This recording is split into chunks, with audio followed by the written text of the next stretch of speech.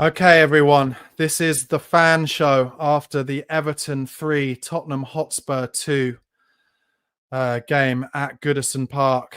I'm sorry. I'm just so devastated. I'm so devastated tonight. I'm so devastated after that performance. I'm not allowing myself to have the wool pulled over my eyes because we scored 2 goals in the second half. It's a disgrace, I'm afraid. That first half was an absolute disgrace. And I will be talking to a number of Spurs fans from around the world to find out how they feel about it as well. And maybe, I don't know, maybe we'll hear some other opinions. But for me, it's all been too much. But listen, we've only got about 40 minutes left. So let's get back into let's get straight into the fan show. And I'm going to start with, wait a second. Sorry, I've got to do some jiggery pokery with the tech. I'm going to start with Lee from America, New York, America. Lee, can you hear me? I can. Lee, thank you so much for calling in. I really appreciate it. What are your thoughts on today's game? Am I being too negative, Lee? No, just make it stop. Make it stop. I think it's done. I think it's done. I really do. If he's not gone tonight, he's going to be gone, certainly by Liverpool. Your point about the injuries is I think we've got to stop thinking about injuries as something that happens to us, as like bad luck. Yeah. And actually, it's something that happens by us. It's our training methods. It's our in-game. And then Solanke, he's been in the red zone for how long, right? That's when you get injuries. Yeah. Why did he end up playing an hour against Tamworth because of the extra time? Why do you risk him on an artificial pitch for an hour, knowing you've got to play the Gooners? And then to your point, with a short turnaround, end up playing him again. So I think this notion that Postecoglou's just had some tough cards, and if only the kind cards would fall is he's so had both, right? optimistic. He's had tough cards. He's had some unlucky ones, like the knee injury, the foot injury, the broken foot for Vicario, and the knee injury to Solanke, I guess. But like you said, I agree with you. In the red zone, why is he training before the game? Don't train him before the game. But so he's had some tough and unlucky cards, but he has to take responsibility. But answer me this question: were they playing for him today? Do you think? I know I said it. Maybe you heard in my post-match reaction, but James Maddison, to me, jogging about.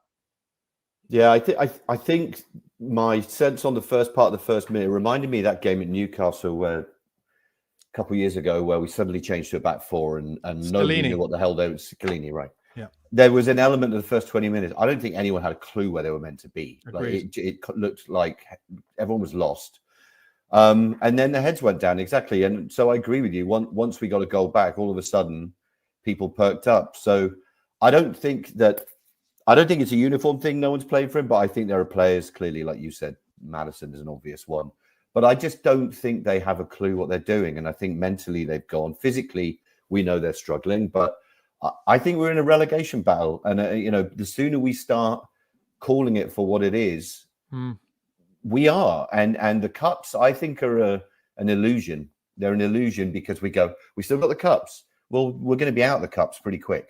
Yeah. Certainly on this trajectory. And it's really depressing. And we've all been here before. And we've all supported Spurs for a long time. We don't want to go around this circle again. And if it's Ryan Mason, I agree with you. He's not done anything particularly wrong. He's done his best. But how can this continue much longer? I don't think it's sustainable.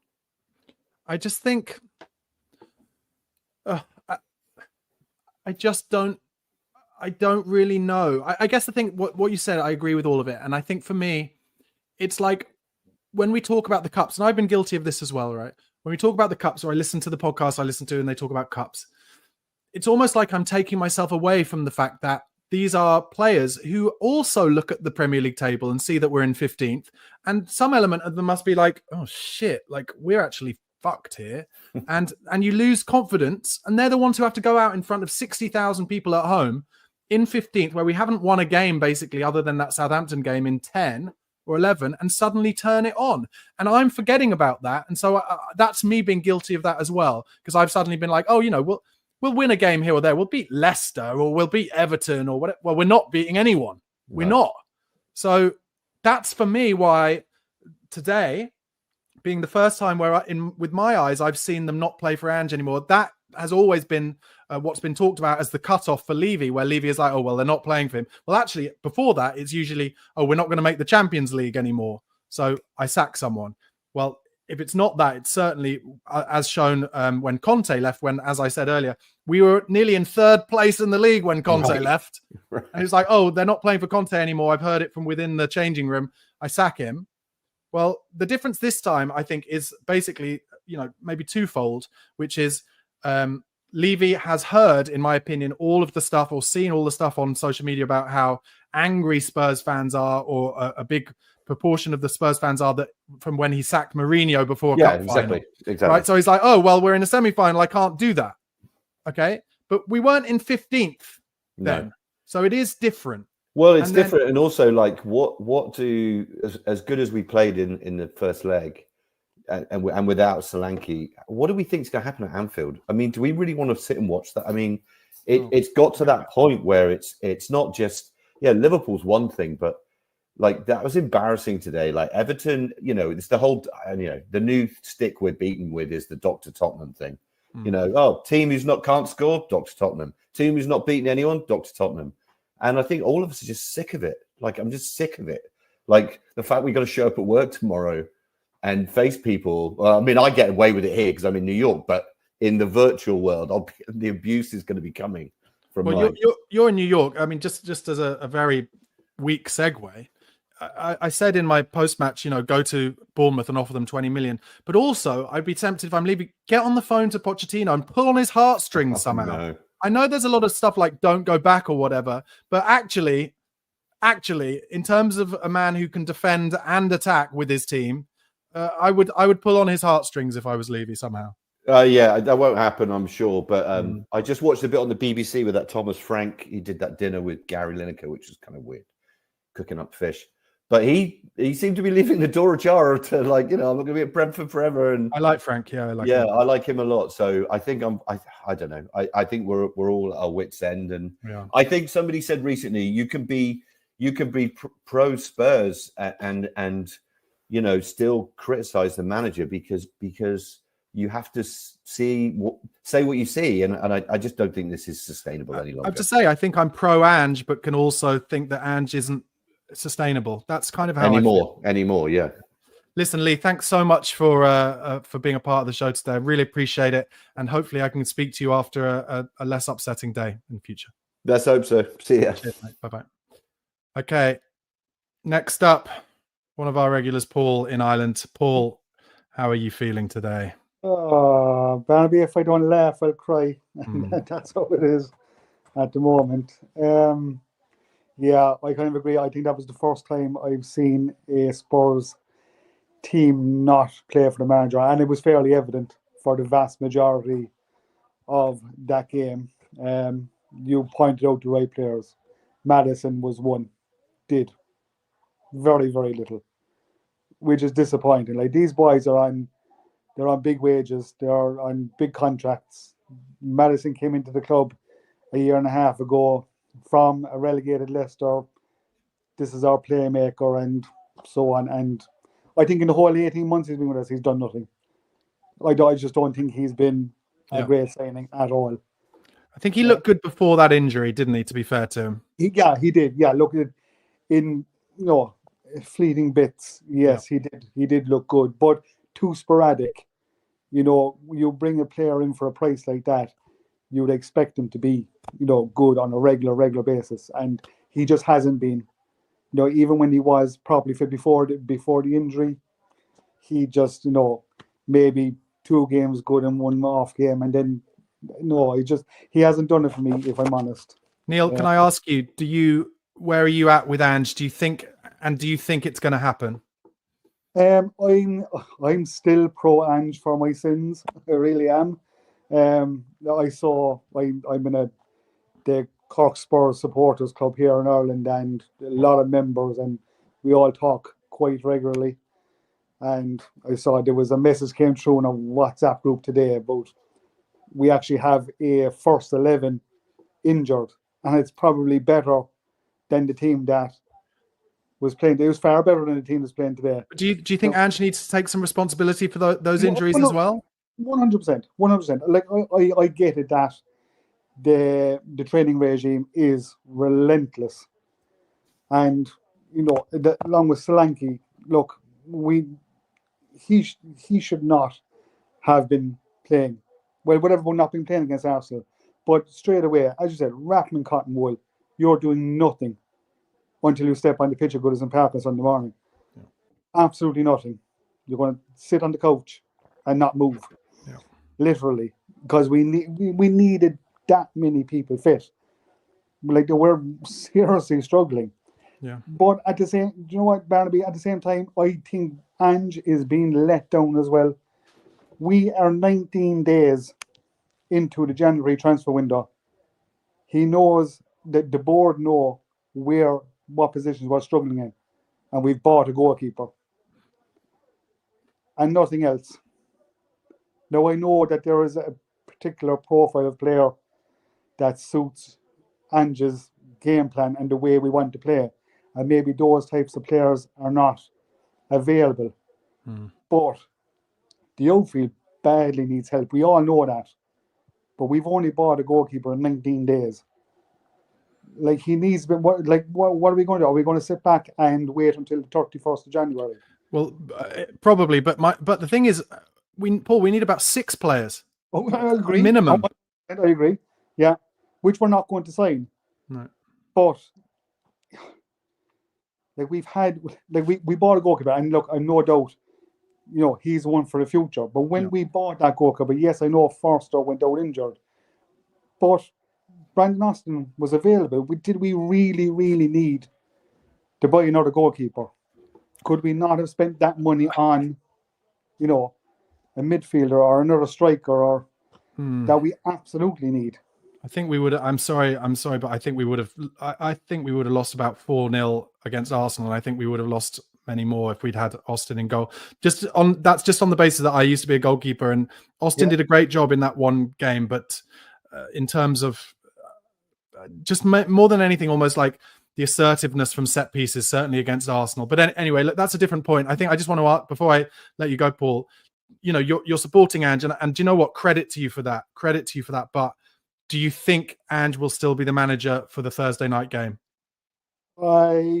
Today I'm feeling more that he won't be, because this is Daniel Levy's form. Yeah. Nothing to do with how we're playing. This is what Daniel Levy does, and he has done it numerous times. Call me crazy. Call me absolutely crazy. I'm just going to throw a name out there that I think maybe for the rest of the season may get us playing again and defending properly. Throw it out. Brendan Rodgers. But he wouldn't leave Celtic for just the end of the season, would he? Well, look, okay, so maybe not for the end of the season, but I think he's Premier League experienced with Liverpool, with Leicester. He knows how that league works. And I think he could be the answer to, our problems if Ange is to go. And just one other thing, Barry, before you go, I wouldn't put this down to Ange being sacked. It would not surprise me one bit if Ange was to walk.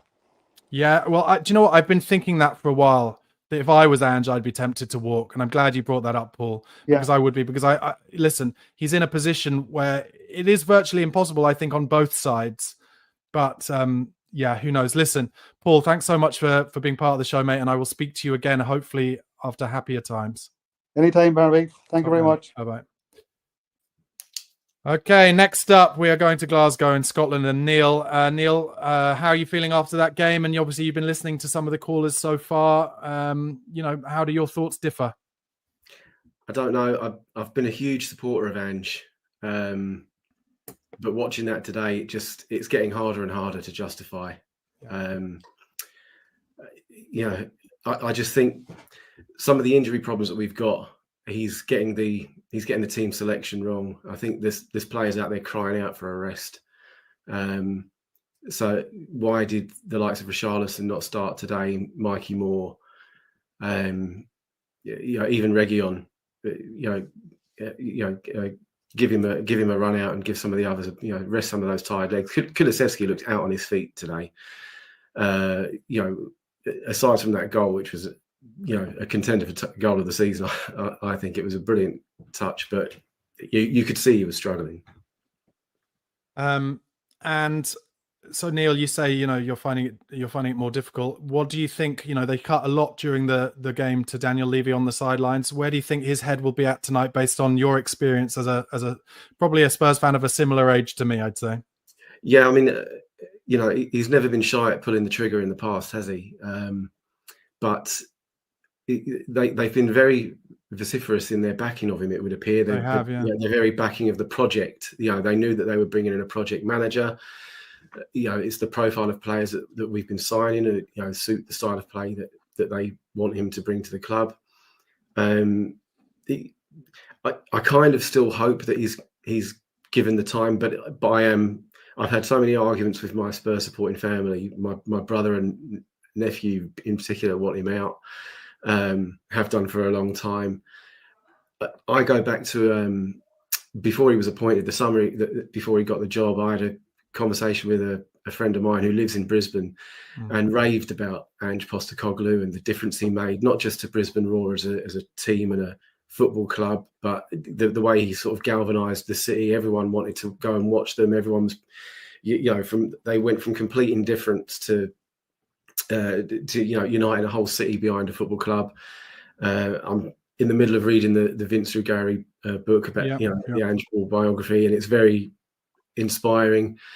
And living here in Glasgow, I saw what a job he did at Celtic for 2 years. He took over a club that was in the doldrums and turned them around. But as I say, it's just getting harder and harder to justify, despite the injuries. And we're 15th in the league, and so that leads me to my next question: where do you stand? I've been quite vociferous about how I feel that Ange has to take responsibility for the injuries.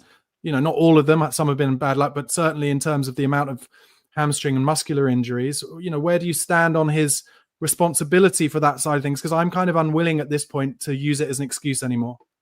Yeah, I mean, if you believe everything that you hear that comes out from people who are in the know, then it kind of feels that does he overtrain them? Does he train them too hard? Maybe they should be getting a few more days off.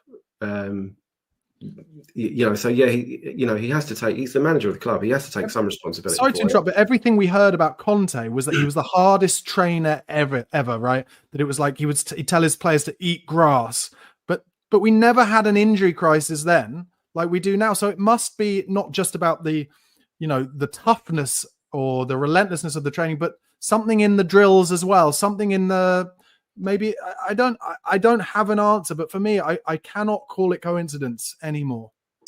Yeah, but then they weren't dropping like flies at Celtic the way that the way that this Spurs squad are, because the Premier League is more. The Premier League is harder and higher tempo and endless.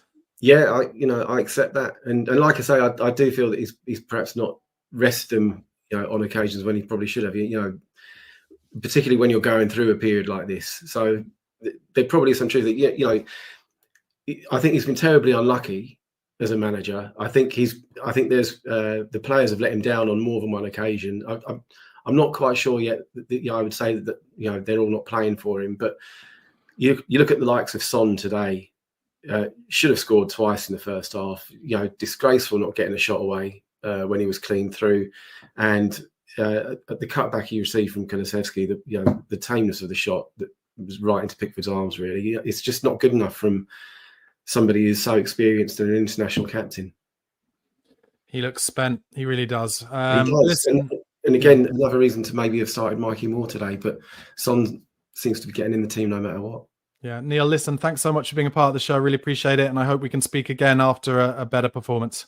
Yeah, me too. Thanks. Bye-bye.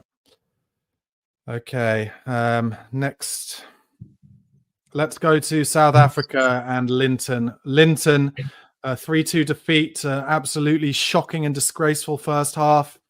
I've made my feelings clear. I think Ange is done. Where are you at? I'm exactly with you, Barnaby. I don't see a way back for him. I really don't. the record of the last 10, 12 games speaks for itself. Yeah. We don't have to say anything. The record is there. It's plain to see. And looking at him on the sideline today, he looked like a deer in the headlights. I agree. He looked clueless. Where do we go? What do I do? He just didn't seem to have any ideas. Yeah, and I personally think that the fact that he changed it to a 5-3-2 today has not done him any favors at all, not just because the players seemed absolutely clueless of how to play the formation, but also because no longer can he stick to his, I'm single-minded. I know what it is. It's just the injuries or whatever. He's now tried something else, and he looked. One of the early callers said it reminded them of the Newcastle Stellini game, and actually, it did. It really did. So what do you think is going to happen next, Linton? Like, do you feel the same vibes as we have done so many times when Levy is about to let go of a manager? Well, just to get back to the change of formation, I think that was a last-minute decision based on Solanke's injury, and he thought, where do we go now? Let's change the formation. And it looked as though they hadn't even practiced it. But where do we go from here? Well, we know Levy's notorious. Once the fans turn on him and start the Levy out chants, he sacks the manager, and the manager becomes the fall guy for that. So, and I think Levy knows the fans are desperately unhappy. The fans want him out, and I think there's a large majority that want the manager out. But I think as much as the manager needs to go, I think the players need to take accountability as well. You said it in commentary. I mean, look at Maddison. Son is a shadow of his former self. One touch too many all the time, and the ball gets taken away from him. So it's just, where do we go? I don't know. There's clearly a severe lack of confidence in the side, isn't there? There's severely that you mentioned it with Sonny's heavy touch every time. They have to take an extra touch or a heavy touch because they're so lacking in confidence, and that's because we're in 15th in the league. So we need to kind of forget about the cup situation and be like, do you want to be in the Premier League next season? There are 3 worse clubs than us, but weirder things have happened. Barnaby, I have this theory that, okay, so if we were to win a cup this season, okay, and we all want to win trophies, we all want to celebrate, but if by some miracle we were to win a cup, I don't think it's a good thing, because personally, I just think it'll paper over the cracks, and Levy will think, well, we're actually not as bad as we think we are. We remember back to the Pochettino days of when we got to the Champions League final. Yeah. And after that, for over 500 days, we never bought a player. Yeah. And, that's my fear, that if we win a cup, that, the board will think we're actually doing okay. And we've put a cup in the trophy, in the cabinet, so we're okay. We need to win trophies once we've filled in the cracks, once we've got a good team, once we've got a squad. Not just a team. Once we've got a squad, and we've got a manager that we're happy with, and that things are a lot rosier than they are now. Because if we win something now, it's just papering over the cracks. The cracks are still there. Yes, mate. Listen, Linton, great points as ever. Thank you so much for being a part of the show, and hopefully we'll speak after a better result and a better performance again. Let's hope so. Thanks, Barnaby, and thank you for your commentary. Cheers, mate. Goodbye. Okay, next over to the Czech Republic for one of our regulars, Steve. Steve, as you know, we talked a lot and tried to be supportive of Ange. I think it would be remiss of me not to go first of all and ask you your thoughts on Ange after that, particularly after that first half performance. Well, obviously, after losing another 3 players before the game, I still feel for him a bit, even though I wouldn't be too bothered about Johnson playing. He's lost Basuma, and then he's lost the main player he's lost was Solanke before this game, on top of all the other injuries.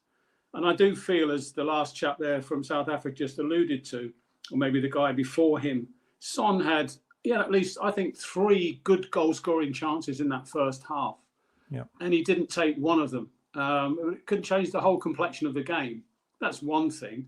Okay, and we conceded poorly, the goals we conceded. But, don't forget, in defence of Ange, you're bringing in Davis, who hasn't played for a long, long time into this system. and then doing what everyone wanted, which was move and me included, moving Gray into the midfield. But so is he didn't. He didn't though. He played on the right of a 3. Gray. He played on the right of a 3 at the back. It was a 5-3-2 really. Well, yeah, but no, but it was. I don't think he was in the midfield for a while, but he was covering a lot for Porro, and he did another good job because Porro was pushing up far too much. Anyway, so there's a lot of changes in the formation. A lot of people wanted Maddison back in to start games. I was on a podcast yesterday with people, and I didn't agree at all.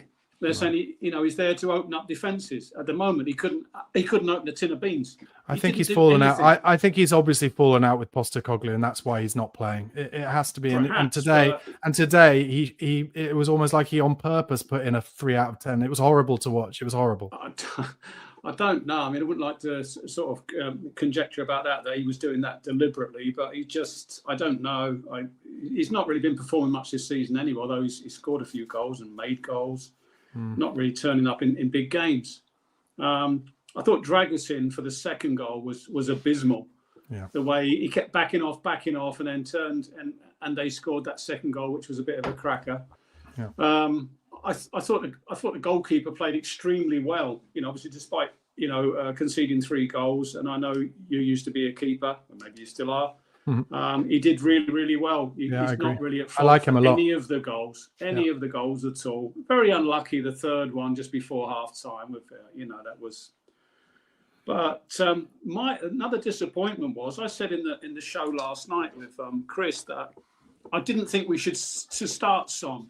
He's a shadow of his former self. I know he's the captain. We can give the captain's armband to somebody else. And I wanted to see Mikey Moore actually start. Doesn't mean that we would have won, of course, but he injected a lot of pace. Not only did the third goal that we got, he created from a cross, but we were running at them and linking up with Spence down that left-hand side, which Sonny wasn't doing at all.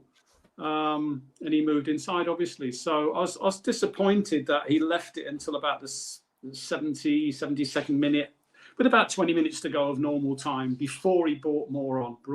Yeah. I think he'll start. He'll start on Thursday night, won't he, Mikey Moore? Listen, Steve, I've got a few people to get through. Listen, I just want to ask you one question before I let you go. Do you think Ange Postecoglou will be in charge of Spurs on Thursday night? I don't think he will be, but I don't think we should get rid of him. I think he's still been extremely unlucky. I know everything that's been said about the injuries and his contribution to those injuries. I wouldn't like him to go before at least the Liverpool, second leg of the Carabao Cup. Okay, Steve, I appreciate your thoughts. Very valid. Okay. And thanks again for being part of the show, and I'll speak to you after the Thursday night game, I hope. Thank you very much, Barnaby. Cheers, thank you. Bye-bye. Okay, next over to Ronnie. Ronnie, thank you for being patient, mate. How are you feeling after that 3-2 defeat? What are your thoughts? Yeah, it was very difficult to watch, especially the first half, but it's another disappointing one. Where are you at on Ange Postecoglou after that, mate? I've been very, honest about where I am these days on it after what I saw as a performance where the players weren't really working hard for him. I still think Ange should be in. I still think he should be in. I think because of that game, I think people are going to jump to conclusion and think he should be sacked. I don't think he should be sacked. The first half, though, I don't understand why he went to a 5-back. I don't get that at all. You've got a centre-back coming back from injury. That's a boost to you. And you decide to play 3 centre-backs. You've got it's your perfect opportunity to play Archie Gray holding midfield, and he doesn't do it. And I felt like with Archie Gray and Pedro Porro, he sort of played 2 players for one position. And it felt quite strange, I think. Yeah. Obviously, we've got the Hoffenheim game. It's away on Thursday night. We need a win in that pretty badly. If he does stick with Ange Postecoglou, can you see us winning that game? Hoffenheim are in appalling form as well, actually. I think Dr. Tottenham will strike again, most likely. But yeah. Well, let me ask you this then, Ronnie. Let me ask you this. How many defeats can Spurs have, like in a row in the Premier League, before something is done about the manager? I think Leicester could be the point because that's a relegation team at home. Everton aren't, though? Everton aren't a relegation team? They are a relegation team, but that's away from home. And our record at Goodison Park in the last 5 years, I think it's been pretty poor. We've not got. I don't know what the last win was. I think it was 6-2 when that was prime Tottenham for me. But yeah. Okay, look, unfortunately, Ronnie, I haven't got much time left, so I'm going to have to let you go there. But thanks so much for being part of the channel. Do call in again, and I'll hopefully get to speak for longer next time. Cheers, mate. Cheers. Okay, next up, I'm going to go to John. Hello there. How are you feeling after that, mate? Gutted, absolutely gutted. Really didn't think we'd lose today. Yeah, thought it was unacceptable. Yeah, I'm really feeling bad about it. I've been a massive fan of Ange. I still believe in him, still want him at our club. But if he was sacked tonight, tomorrow, I wouldn't be overly surprised. And I wouldn't be quite as disappointed as I would have been 2, 3, 4 weeks ago if he had been sacked. I could understand it if he is, but I really do still want him at the club. Is there, because today was definitely the first time where I've watched and thought, I think Daniel Levy will probably sack him. Is there anyone who is available who he could bring in if he did sack him that you would be happy with? No, I thought long and hard about it, and I can't see anyone that I'd be happy getting. I mean, I listened to you before, after the game, and you said about spending 20 million on Areola. Yeah, I get that. But you could also say spend 20 million on Nuno. But then you could say, well, we already had him. It's a different type of football. It's a different type of football, John, though. Nuno is doing well at Nottingham Forest because Nottingham Forest don't have the entitlement or the expectation of Spurs fans. So when Nuno tried to play that kind of pragmatic defensive on the break football, Spurs fans were like, the moment it started going wrong. And because of the lack of expectations at Nottingham Forest, those players, I'll tell you what, the team, what you don't hear, I was talking to a friend about this just yesterday, actually. You don't hear any of the pundits or anyone on social media say about Nottingham Forest, oh, it's all well and good them playing without the ball on the edge of their box and trying to break at pace. But the moment they stop winning, the Forest fans won't like it. Whereas with Spurs, under Conte, under Mourinho, under Nuno, we were winning, but all the pundits were saying, well, it's all well and good winning 1-0 and playing on the break. But the moment it stops, they won't like it. And so that's where the kind of expectation level comes in. The difference with Iraola, as an example, I would say the same about Pochettino if he were to come back. The football is better, defensively stronger, but also with some attacking flair to it. Yeah, I get that. I do get that. But like I say, with Ange, I can't include this as his second year with the amount of injuries that he's had. You know, I know people bring it up and it's excuse after excuse, but it's a fact. These injuries are a fact, the amount of them. You take that amount of players out of any other team. I've said in the week, you take Saliba and the other 3 Arsenal defenders and their goalkeeper out of their team. Do you think they're in the top 3? Do you think I agree, but John, why don't Arsenal ever lose 3 of their 4 back? You know, well, why don't they get as many injuries? Well, like I say, I hear you saying, you know, could it be the training and how hard he pushes the players? But there's got to be some bad luck involved in that as well. I mean, it is just incredible. You know, what's happened, like the fella said earlier, Solanke and Johnson. It's just one after the other. He must be pulling his hair out, the manager. Yeah. Absolutely pulling his hair out. Today was unacceptable. And I get, you know, some of the players looked like they weren't playing for him. I do sort of agree with that.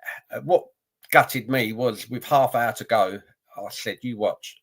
Last 10 minutes, we'll start playing, piling on the pressure when it's too late. You know, we should have been doing that for the whole of the second half after being 3-0 down. I agree. Listen, John, thanks so much for being a part of the show. Let's hopefully speak after the Thursday night where maybe it'll be a better performance and victory. Yeah, no, thanks very much. Speak to you soon. Bye-bye. Okay, just heading into the last few minutes of this. Next up is Gary. Gary, thanks so much for being patient, mate. How do you feel after that defeat? I'm shell-shocked, Barnaby, to be honest. Really, just like, I don't know why I'm surprised, to be fair. This has been going on for not just the last several weeks. It's been going on for a long time. I keep hearing everyone making excuses about the players not being fit, etc. When we had our full team fit, we were still getting the same results. I've tried to be balanced. I've tried to support Ange, but I think there comes a point. I did say, I can't remember if it was to yourself or Chris, that I'd be surprised if he gets to the Leicester game. And I just think it's got to be sorted now. And but where do we go? 2 options, I think. I'd go for Pochettino. I'd get on that plane. I'd get over to America. I'd wave some money in front of him.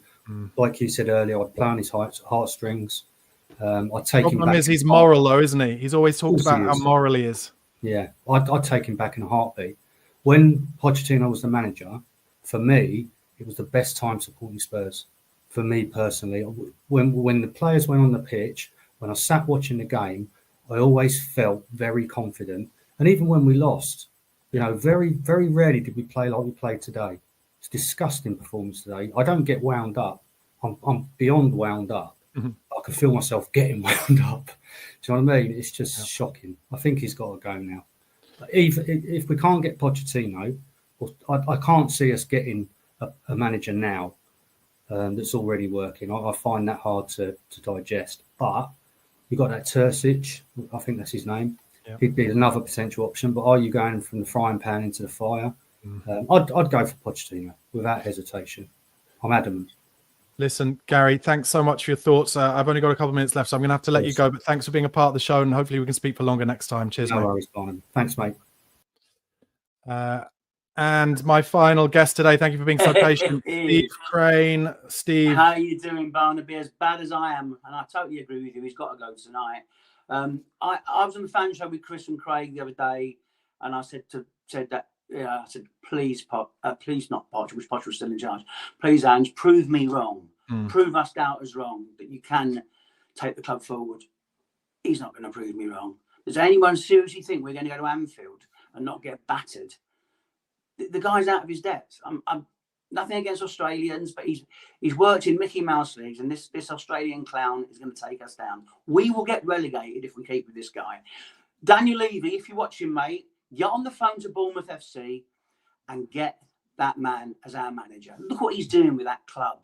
He would do a great job with our players. We've got a better squad than Bournemouth. Yeah, he's got to go. I totally agree with you, Barnaby. He's got to go. He's got to go tonight. The only good thing about losing today, that I think he will be gone tonight. Please go tonight, Ange, because I'm sorry, mate. You're a nice guy, but this is business. This is the football business, and you're not up to it, mate. Let me ask you a question then, Steve, just before the end of this show. Yeah. Thank you so much for calling in and being so forthright. If he does go, if Ange does, if Daniel Levy does feel like he has to pull the trigger, and he puts Ryan Mason in charge again on an interim basis till the end of the season, how would you feel about that? That can't happen, but I would rather, because it would signify that we're going to look for a new manager, I'd rather Ryan Mason be in charge now than Ange, because I tell you, I saw Spurs go down in 77. Everyone says, we can't go down. We will go down under Ange Postecoglou. Everton are close behind us now. We will lose to Leicester under Ange Postecoglou. I think if Ange Postecoglou is in charge in Europe in the midweek, we will get beat. He has to be sacked tonight. I'm sorry, Andrew, a nice guy, but nice guys don't always make the best managers. And he has to go tonight, and I think he will go tonight. Okay. Stephen, listen, thank you for being patient and calling in. I'm afraid I've got to let you go now, but hopefully we'll get to talk again after another game. Thanks a lot. Cheers, Barnaby. Cheers, mate. Bye-bye. Okay, guys, that has been the end. That has been the post-match fan show. Let me just switch that there. That has been the post-match fan show. A lot of very, very strong opinions today. Apologies to a couple of guys who are in the green room. You weren't on my list and we didn't have enough time, but I will talk to you after the next game. Guys, if you'd like to appear on a future episode, please do email tottenhamfanchris@gmail.com. That's tottenhamfanchris@gmail.com.